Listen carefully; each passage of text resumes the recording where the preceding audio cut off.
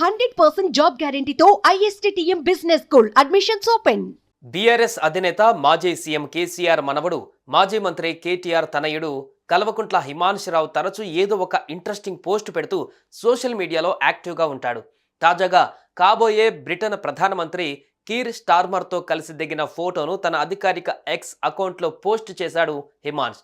Britain parliament ఎన్నికలలో విజయం సాధించినందుకు స్టార్మర్కు అభినందనలు తెలిపాడు.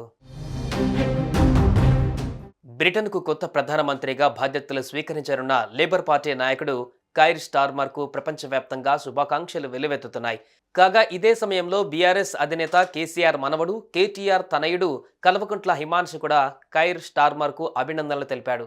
తాను గతంలో కైర్ స్టార్మర్తో కలిసి తీసుకున్న ఫోటోను పంచుకుంటూ ట్విట్టర్లో పోస్ట్ పెట్టాడు. హౌస్ ఆఫ్ కామన్స్ పై అకాడమిక్ స్టడీ టూర్ కోసం గత ఏడాది లండన్ వెళ్ళినప్పుడు స్టార్మర్ను కలిసే అవకాశం హిమాన్షుకు వచ్చింది. అప్పట్లో స్టార్మర్ పార్లమెంటు సభ్యుడు. హాల్బర్న్ అండ్ సెయింట్ పాన్క్రాస్ నుంచి లేబర్ పార్టీ అభ్యర్థిగా పోటీ చేసి గెలిచారు. తాజాగా బ్రిటన్ పార్లమెంటుకు జరిగిన ఎన్నికలలో లేబర్ పార్టీ భారీ మెజారిటీతో గెలిచింది. ప్రధాని అభ్యర్థిగా స్టార్మర్ ఎన్నికయ్యారు. దీన్ని పురస్కరించుకొని ఆయనతో కలిసి దిగిన ఫోటోను హిమాన్షురావు షేర్ చేశారు. ఇదిలా ఉంటే బ్రిటన్లో 14 ఏళ్ల తర్వాత అధికారం మారుతోంది.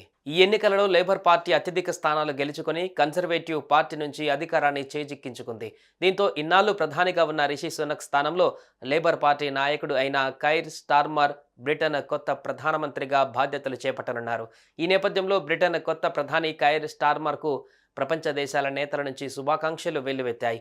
భారత ప్రధాని మోదీ కూడా కైర్ స్టార్మర్కు అభినందనలు తెలిపారు.